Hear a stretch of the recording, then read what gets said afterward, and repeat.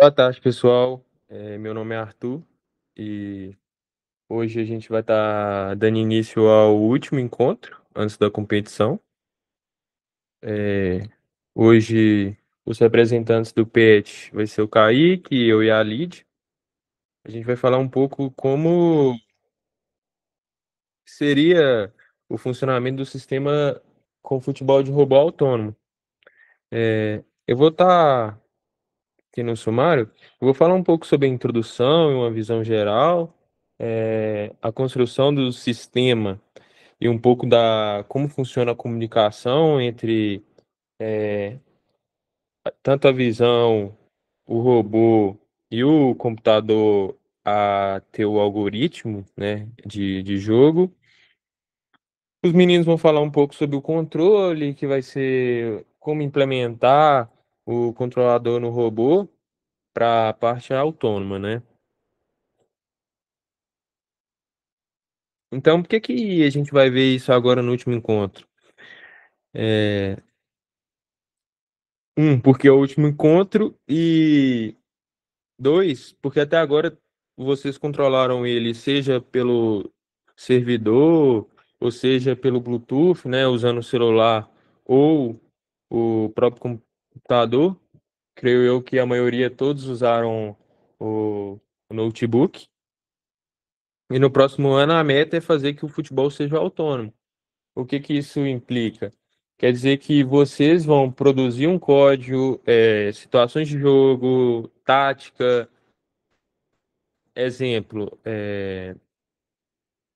seu robô não está com a posse de bola, então vocês vão programar de alguma forma que eles entrem em modo defesa, então um dos robôs vai para o gol e haja como um goleiro, e o outro fica ali na contenção da bola, não deixando a passagem do adversário. Isso tudo será feito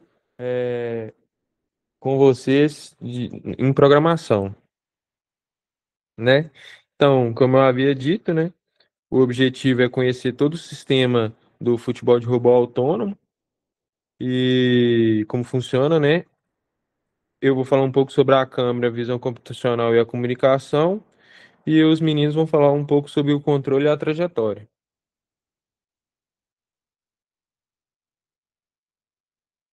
É, Quando a gente fala desse sistema, a gente está falando de um sistema de malha fechada, então ele tem, funciona como se fosse um loop. O que que esse sistema é capaz de fazer, né? Então ele é capaz de perceber onde está a bola, de detectar o robô, de mandar o comando para o robô e o robô assim praticar a ação desejada. Então, é, a gente tem como referência o objetivo do robô ir até a bola, defender o gol e uma trajetória, né, seria o melhor caminho para ele fazer determinada ação. Aqui a gente trabalhou, tem um mapa mental de como vai funcionar, né? A gente tem uma câmera em cima do campo que está monitorando o instante inteiro as coordenadas do campo e, e as posições do robô e da bola. Essas coordenadas é passado para um tratamento de dados e mandado via servidor e comunicação para o computador de vocês, né? Então vocês vão ter inscritos nos tópicos referente ao robô de vocês e referente à bola. Então vocês vão receber é, ao vivo, em tempo real, as coordenadas do robô e da bola de vocês. Isso é passado para vocês e vocês praticam a ação e mandam o que que o robô deve fazer, ir para aquela posição que a bola tá naquele instante de tempo. E esse loop acontece o tempo todo enquanto está funcionando o futebol. Aqui, né, a gente tem. Aqui, nessa parte, eu vou passar para as anotações. Eu acho que vai ficar um pouco mais fácil, né, de entender. Então, para um funcionamento aqui, nessa parte aqui a gente tem a câmera, né? O desenho ficou meio ruim, mas eu até escrevi aqui para ficar representativo. A gente tem a câmera que está monitorando todo o campo. Então, e antes de fazer tudo isso, a gente tem um primeiro passo, que é fazer a calibração das imagens. E o que consiste essa calibração? É, a gente liga o celular, abre o servidor e e roda o algoritmo de calibração para visão computacional. Lá ele vai solicitar para a gente selecionar cada cor presente no campo. Então, a gente vai selecionar as cores do landmark. Esse quadradinho aqui, ó, é um landmark. Ele fica. É um ponto de referência em cima da carapaça do robô. Então, a carcaça do robô, a carapaça do robô tem mais ou menos esse formato aqui, ó. Onde aqui a gente produziu um encaixe. Nesse encaixe aqui, viria o landmark com as referências, como um ponto de referência, né? Então, voltando à calibração, é, a gente vai selecionar a cor azul, a cor rosa, a cor amarela e a cor verde. E a cor da bolinha, óbvio. Para ter um melhor, como posso dizer, a gente vai calibrar, a gente vai tentar pegar o máximo ou melhor qualidade de imagem para aquela cor, para ter a melhor recepção de dados, não ter, tipo assim, distorção de cor na hora de fazer a captura das imagens. Beleza, feita a calibração, ok, visão funcionando, tá capturando o- os landmarks, a bola, o campo, beleza. E como funcionam as coordenadas do campo? O nosso campo, o centro do campo é dessa forma, é na parte central dele. Então, bem aqui seria o nosso é, eixo inicial, ponto inicial, onde é zero em x e zero em y. É, ele não seria dessa forma, por exemplo. Ele não seria dessa forma, por exemplo, onde aqui seria o zero zero. Não, não é assim. Aqui seria a parte zero zero. E os landmarks, como ele funciona como ponto de referência? É, é feito, né, de forma computacional, um ponto central na parte, é, como na parte retangular do landmark e um ponto central na parte no círculo do landmark. Esse ponto ele define a orientação do robô, para onde ele está apontado. É, o ponto central, esse ponto aqui, ó, o ponto central do landmark, ele aponta para a posição do robô no campo. Então é ele que define é, as coordenadas do robô no campo. É ele que passa para a visão computacional onde ele está em X e em Y. Junto a ele é, tem o ponto central da bolinha rosa, que é formado uma direção, uma setinha como essa daqui, que define a orientação. Então, no caso, esse sistema todo define posição e orientação do robô. Então, se o landmark estiver assim, ó, por um exemplo, onde a gente vai ter a bolinha um ponto central aqui, outro aqui, a orientação do robô seria nesse sentido, seria para cima, e o robô estaria assim. O que em relação ao eixo do campo, ao eixo principal, o eixo de coordenadas do campo, ele estaria posso dizer, em 90 graus em relação ao campo, às coordenadas do campo, né? Explicado um pouco como funciona a visão computacional, eu acho que eu não estou esquecendo de nada. É, só dar um exemplo aqui. Então, vamos supor que a gente tem aqui, ó, aqui seja um, dois, três, quatro, cinco, seis, sete. Aí, ó, se tá isso aqui tá o landmark. O ponto central dele tá aqui. A bolinha tá aqui, estaria aqui. Coordenada do robô seria o quê? 7 em x, 0 em y e 0 graus em relação ao campo, né? Só um exemplo de como seria. Ih, caramba. Paguei sem querer. Tudo bem. Deixa eu ver. No mais é isso. A visão computacional funciona mais ou menos dessa forma. É, e a bolinha também, é, ela tem sua posição e orientação no campo também. Voltando agora para os slides, a gente vai falar um pouco sobre a comunicação. O que seria a comunicação? O conceito dela, como no slide, seria como as informações da visão ou de um sistema ou de um dispositivo a outro. É, Nesse caso aqui, está em um contexto da competição, claro, mas seria como a comunicação, como as mensagens de um dispositivo chega a outro, por exemplo. Então, ela funciona da seguinte forma: o fluxo de dados. A gente tem um publicador, o publish. Então, é, o publish ele fica encarregado de informar, de passar para um outro dispositivo que este...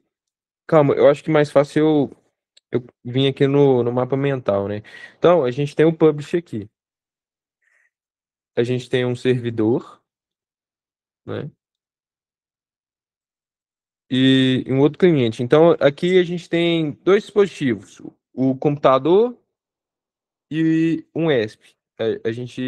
Primeiro a gente tem que definir eles, né, os clientes. Então, poderia definir como outro nome, mas é mais intuitivo definir com o nome do dispositivo que você está usando. Então, a gente definiu aqui como PC, esse cliente e o ESP. Como funciona a comunicação? A gente tem um publish. Esse publish vai estar conectado a um servidor e ele vai publicar um pacote de informações a um tópico específico. Como que essa mensagem chega ao outro dispositivo? Esse segundo dispositivo aqui, ele é o subscribe, ele tem que estar inscrito nesse tópico para receber essas informações. Então, ele manda determinadas informações para o servidor, que no servidor tem um tópico. Beleza, mensagem enviada para o tópico. O ESP32, que quer obter as informações enviadas pelo cliente PC, ele vai se inscrever no tópico. A partir daí, ele vai passar a ter acesso ao pacote de informações. E como que a topologia foi implementada no nosso sistema? Aqui a gente tem a câmera, aqui monitorando o campo. O em verde seria o servidor. A comunicação usada é a MQTT, o protocolo de comunicação, tem vários. A gente optou pelo MQTT. E, é, Beleza, então vocês podem ver que a câmera está no servidor, tudo está rodando dentro do servidor. O computador do mandante está no servidor, o computador do visitante está conectado ao servidor e os dois robôs também. E junto a isso, vocês têm que estar inscritos nos tópicos, né? Aqui seria um exemplo de o robô esquerdo um, robô esquerdo 2, robô direito um e robô direito 2. No caso, vocês vão estar inscritos no tópico do robô de vocês, no tópico do robô da casa e nos tópicos do robô do visitante. E todos eles e todos vocês também vão estar inscritos no tópico da bola, para ter acesso às coordenadas da bola. E dos adversários também, afinal, vocês precisam, como falo, tentar defender, tentar bloquear a passagem do adversário, né? E aí, isso tudo feito por programação. É, e como que a gente vai passar para a parte autônoma, que os meninos vão falar agora? Esse ano a gente trabalhou controle Bluetooth, então vocês eram piloto, vocês controlavam, vocês agiam como queriam ou como acreditavam ser a melhor opção naquele instante de tempo ou de situação de jogo. Na próxima, não. Então vocês vão produzir um código, é, os olhos, né, seriam a visão computacional e a decisão e os comandos é tudo feito software e algoritmos, né? E como ensinar o computador a ser o piloto, né? Agora eu vou passar a palavra para o Kaique e para a Lídia, que ele vai explicar um pouco para vocês sobre isso. Só um segundo para.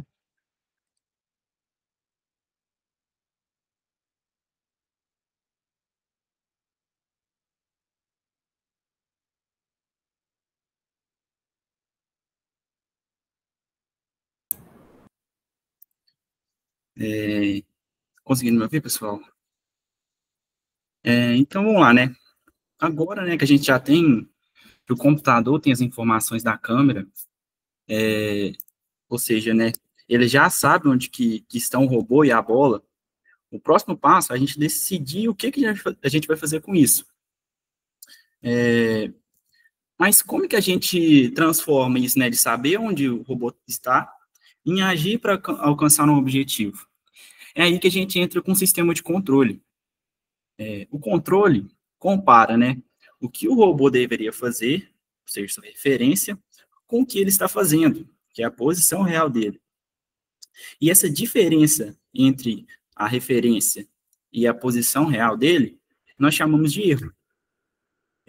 E o que o controlador faz? Ele pega esse erro e transforma numa ação de correção. Pode ser força, pode ser a velocidade, pode ser rotação, para reduzir esse erro até zerar. Então, nos próximos slides, a gente vai ver duas formas de fazer isso, que é o controlador proporcional e o controlador proporcional integral. Para entender, né, como que o robô decide o que ele vai fazer, a gente precisa traduzir o comportamento dele em números. O robô, ele não entende frases como vai para a bola, vai para aquela posição. Ele entende grandezas físicas, né, como a velocidade, ângulo de rotação, posição, e o controle, ele é esse elo entre o carro e a ação física. Então, qual que é o raciocínio, né? Se o erro for muito grande, o robô precisa agir com mais força. E se o erro for pequeno, ele age de forma mais suave. Ou seja, o comando é proporcional a esse erro. Então, um exemplo, né? Imagina que o robô está longe da bola. Então, ele precisa acelerar bastante. Mas se ele já estiver próximo da bola, ele tem que ir mais devagar para não passar direto.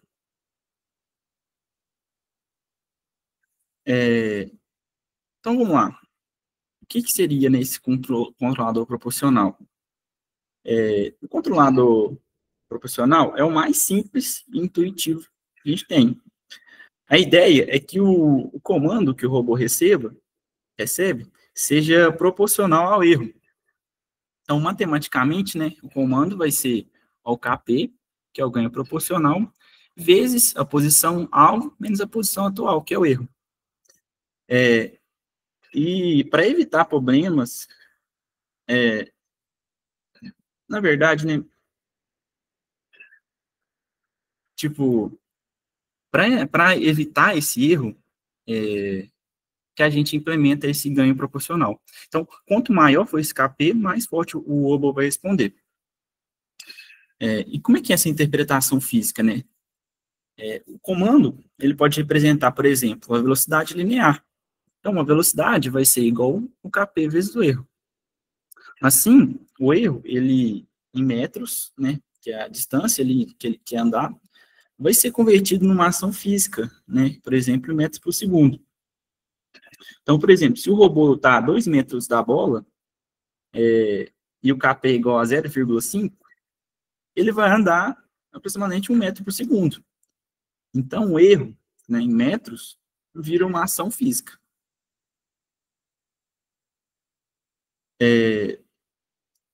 O controlador proporcional, dando um exemplo assim, mais palpável, ele é como, por exemplo, dirigir um carro.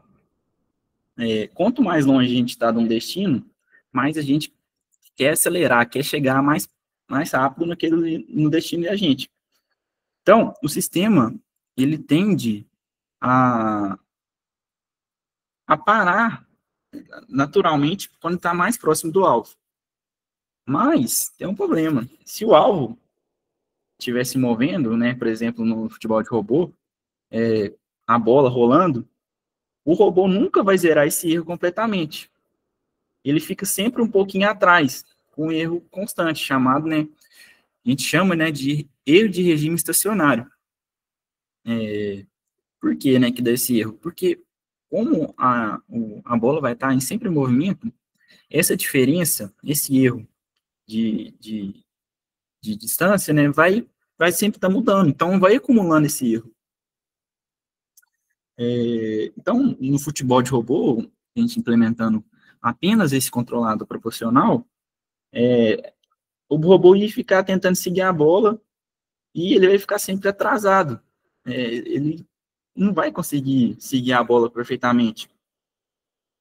E para resolver isso, a gente precisa de um controle que lembre esses erros, né, vamos dizer assim, e lembre desses erros que ficaram se acumulando e não deixe eles se aplicarem.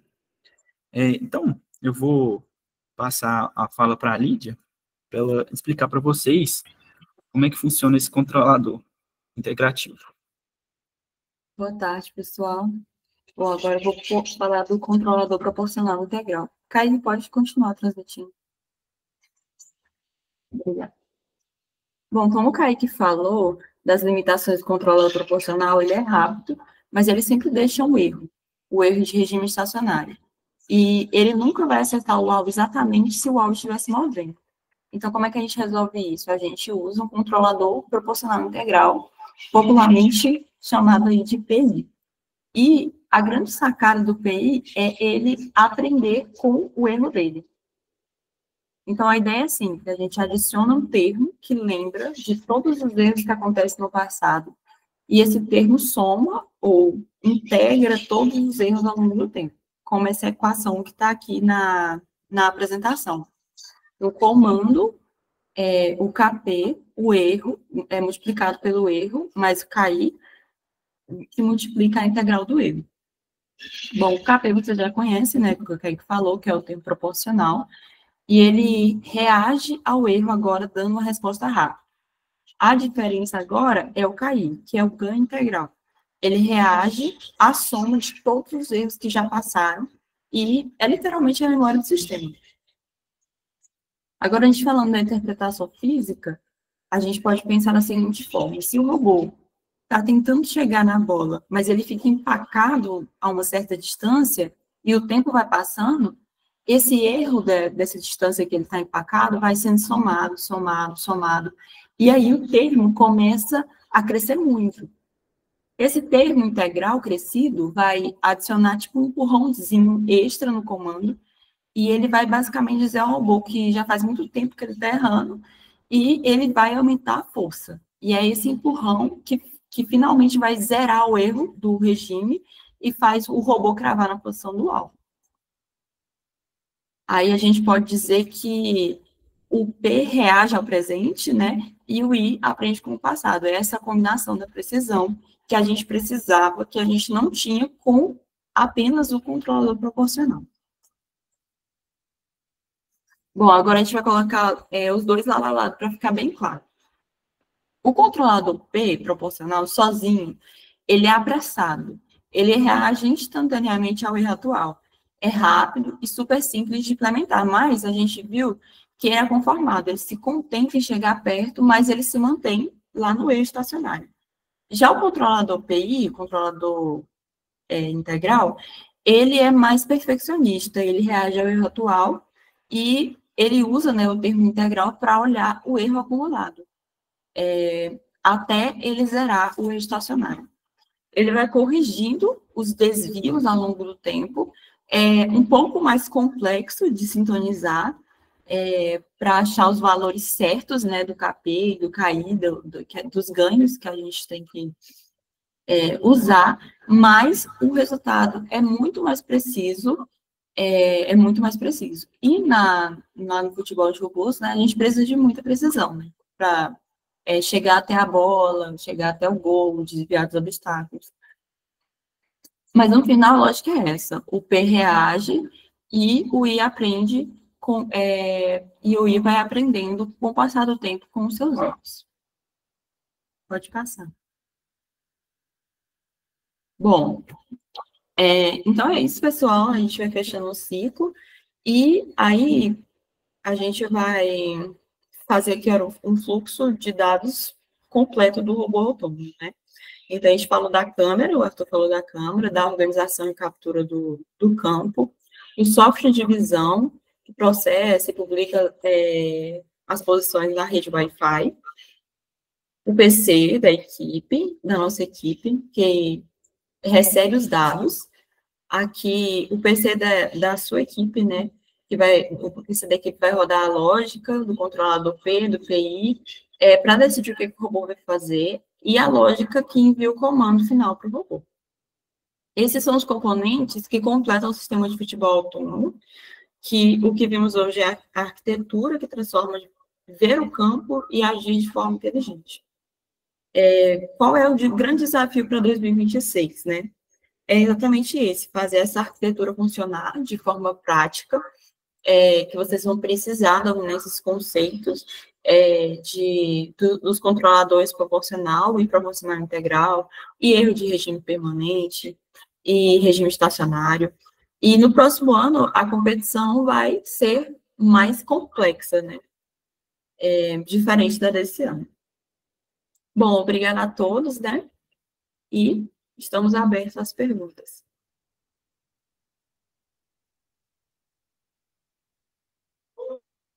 Se alguém tiver alguma dúvida.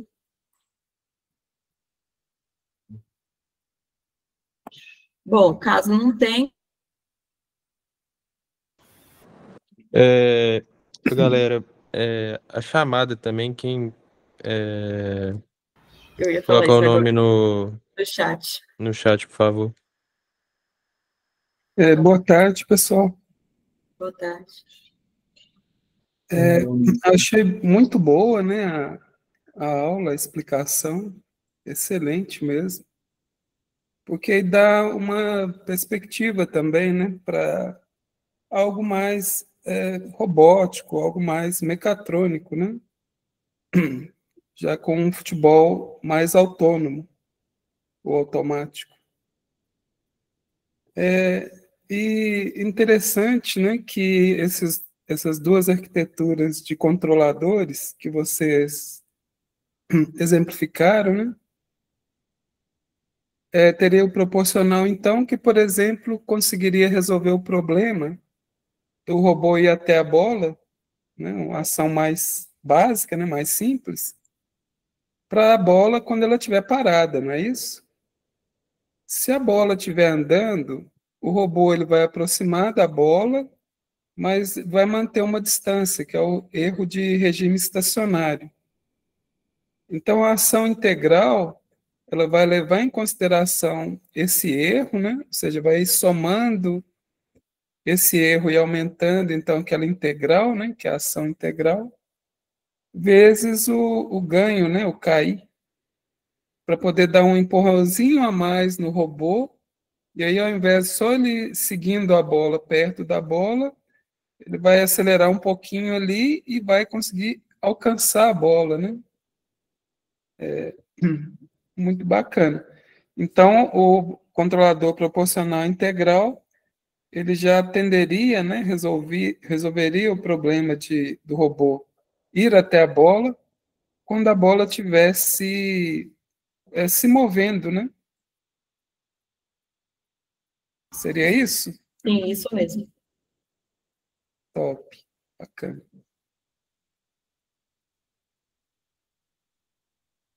Pessoal, mais alguma dúvida? Caso não, a gente vai encerrar por aqui. Muito obrigada a todos que participaram do treinamento, né, que se dedicaram aí a passar essas semanas, esses meses aí com a gente. A gente se encontra na competição oficial agora. Desejo uma boa sorte a todos, que todos consigam, né, o resultado que esperam. Espero que tenham aprendido aí com a gente fez o que pôde. Muito obrigada a todos e é isso. Até mais. É isso, pessoal. Muito obrigado aí. Até a próxima.